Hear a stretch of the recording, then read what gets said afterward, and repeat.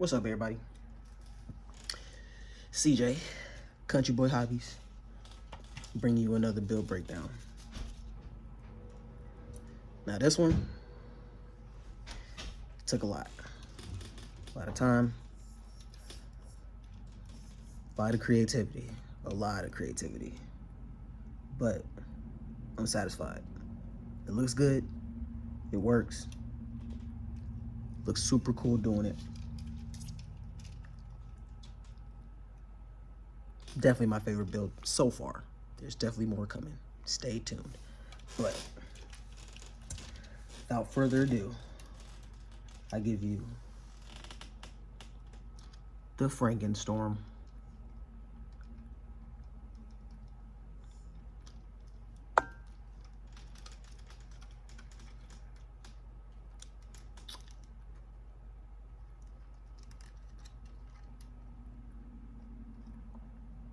.3D printed chassis. Got this from a friend of a friend. My friend's friend 3D printed it, and it's a prototype chassis, so he was just trying some stuff. As you can see, grind it off right there, grind it off the fronts, had to grind the insides a little bit because the servo wouldn't fit for real.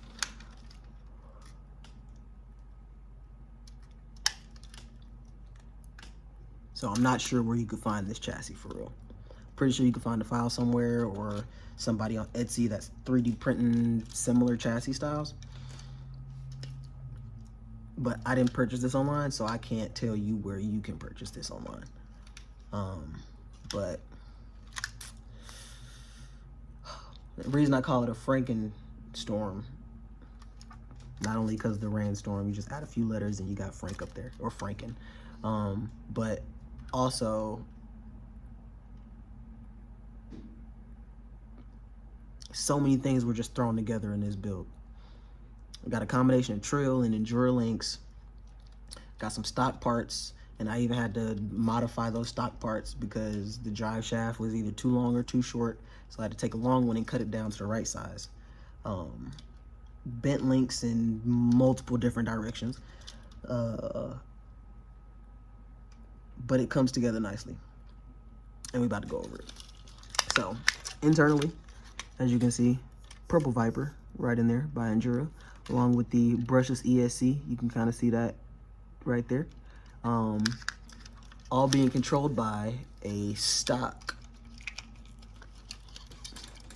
axial, not Spectrum. I know the new ones come with Spectrum, but this old boy, got it from one of my homies. I had a bunch of old stock parts. He don't use the stock controllers no more because he got his stuff bind to a Fly Sky GT5. But stock transmitter receiver, brushless ESC, Purple Viper motor. Transmission is a special one. The transmission actually has built-in overdrive. So regular transmissions have one gear. Both sides spin same speed. The overdrive transmission has two gears right here that lets, and one gear is a little bigger, one gear is a little smaller than the other. That allows one drive shaft to spin at a different speed than the other drive shaft. So it ends up putting a 14% overdrive on the front. Along with that, I have the Mias axles, crazy turning. Oh my gosh. Front and rear. And that comes with the 12%. It doesn't come with, it has a gear for it though. And I put that gear in it. But now this has a 12% overdrive in the drive shaft. So 12% in the drive shaft, 14% in the transmission. Total, I got 26% overdrive in this buggy. Put that back. Major shout out to Venge RC here, because this skid right here, game changer. You can see at the front, you see how it's flat right there? Where it's at? Right there. See how it's flat right there? Any rock catches that, the back is made the same way, so it's just flat. Any rock hits that, oh, you're done. You're stuck. You're not getting off of it. You're gonna have to reverse. You might not even be able to get a toe out of it, just because it's just gonna pull you into that rock even more. But Venge RC 3D printed these little skids. They only bolt on to the Mia's axles, but these help tremendously. Just that little bit of just that little angle makes it so much easier to just get off rocks, to slide over rocks. It actually allows my front end to pull the rear, even if the wheels aren't touching the ground. It allows my front end to pull the rear off of that rock. Even my rear wheels aren't touching the ground. It allows the rear to pull off of that rock. So that, phenomenal. Shout out to Venge RC for that. Thank you so much. Can't wait to see you again on Comp Thursdays. What else? So combination of Trill and Endura links. Endura telescopic shocks. I wanted as much travel as I could, and then if I wanted to limit anything, I'll either use springs or rubber bands like I did. But honestly, these rubber bands still allow for full shock, just not full droop when it's just sitting. And it's neither on the front or the back. Yeah, the back sits a little bit lower, but it's still not full droop because I want that. I want that dangle. I want that wiggle. All right, but now it's time. Oh, NSD RC servo. But I think that's about it. Now it's time to go into the actual full-on customizations, fabrications, and the parts I had to do to make this thing work. So, number one, for style points, and plus I wanted more clearance. Didn't want to buy high clearance links, especially if I had some laying around already. So I just bent these to make them high clearance. As you can see, the drive shaft hit stuff before the links hit stuff, front and back. That's how far I tucked it. Now I was trying to get it to tuck like all the way in, but when I did that, it rubbed against the drive shaft, front and back. So that's why you see I got it going flat first and then it drops, because I needed to clear that drive shaft U-joint so that it doesn't stop anything. It doesn't stop the articulation, it doesn't stop the wheels from spinning or anything like that. And with that little bit of a bend, it works perfectly. Did the same thing on the front, but in the front, had a different problem. Your typical motor, front to back, sits like this. Purple Viper sits on this side. In a lot of builds, of course you want the weight in the front, but also because it's in the front, you tend to not have a whole lot of space.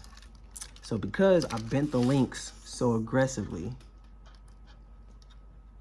it would run into that motor. Did it like this. This is what the other side looked like at first. This is just, that's where it bolts in, and just a smooth arch all the way to the servo mount. This side couldn't do that. This side got a freaking Purple Viper in the way. So this one, similar to these lower links, I had to bend out and then bend up. But also, because I need these two to be the same length, I had to bend it more up here so that I could straighten that out and then give it like a baby bend back that way. As you can see on this side, that back bend is way more prominent than this bend is for this front link. But not only did I have to bend it like this, like come down, go up like that, like an S, I also had to bend it side to side. And you can see that more here. So I had to bend it to where it goes straight along the edge here, and then it goes up, and then it bends over to make it to the servo mount. As you can see over here, that just does that because the way that it's kind of tilted right now. But if it was just straight, that's what it would look like. It literally goes from that point straight to the servo mount. But this one, because it's Purple Viper motor in the wall of my chassis, that link slides right in here, which is why I had to get it to go straight, then up past the motor, and then come over to go towards that link. That was fun. But like I said, I am really happy for everything that I did with this. It's really nice.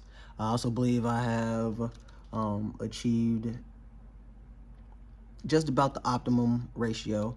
A little more. I'm 61.4 in the front, 38.6 in the rear. So a little more in the front than a 60-40, but that's fine. It doesn't flip over going downhill. The rear doesn't kick up because those rubber bands still hold that rear position down. Back tires still have enough weight to actually hold the rear of the body down, so it doesn't just want to tip over and flip. It does nice. The reason I have two different rims is because this is a deep dish. This is not. This deep dish puts my wheels out a little bit more, and you can kind of tell the difference. Let me pull it back some. You can kind of see the difference between the two. My front is definitely wider than my rear is, but that's because that's deep. The little piece on the back that the your wheel nut goes into is really close to this edge of the tire. Now here, it sits more about right here, closer to the middle of the tire. So from the middle of the tire to the edge of the tire is a big enough difference to make it difficult to go through skinny gates. I don't know who be setting up these tracks at Reaction, but some of them gates are just really narrow. And I don't know if they're really built for wide axle builds such as mine, but that's cool because I don't build these for comp. I built them to be capable, but I build them more for style and doing the things I like. I wanted to look the way I wanted to look. Blah blah blah blah blah blah blah. And then of course, I bent my servo horn. It's kind of hard to tell. I'll go right here, but before, this top link would stick out in front of my lower link. I'd rather that lower link hit a rock and slide over a rock than let my actual steering link and that screw catch stuff before. And yes, I tried to put it behind, but as soon as I put it behind, it runs into that axle cover. It runs right into that axle cover, and I can't go behind it, basically. So instead of going behind it to where I would have to bend it out, I decided to stay in front of it and then just bend it in. So now, bends in, still get all that turning. Don't mind me, my screw's a little loose, you can see it, but it's okay, I'm gonna screw that back in just a moment. But I get that full turn, all the clearance, and the first thing to hit anything is that bar. Exactly what I wanted. So overall, this build has been fun to figure out, even more enjoyable to put together, and then really exciting to how it all came together and how it runs. So, give y'all some footage of it crawling, and we'll be back.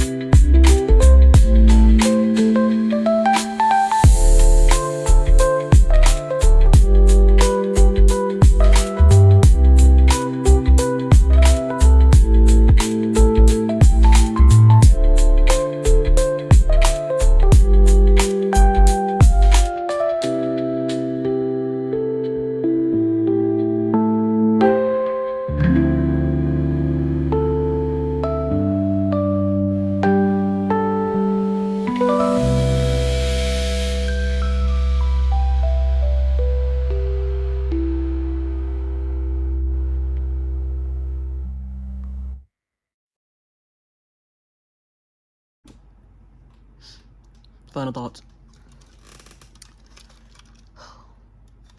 Been a blast to build. Little tweaks, figuring out this stuff, amazing. Getting it on the track, crawling it, even amazinger. Thoroughly enjoy this thing. It's wonderful. Just need more batteries for it so I could drive it more. But y'all know I'm super happy for it. You know, I'm always tweaking, always working on something. So if y'all got any ideas or any more builds you want me to look at or check out, drop them in the comments for me. And be sure to leave a like and subscribe for more build breakdowns, more crawling content, just more of country boy hobbies in general. But appreciate y'all tuning in. Peace and east. Peace and chicken grease from the east to the west. Peace.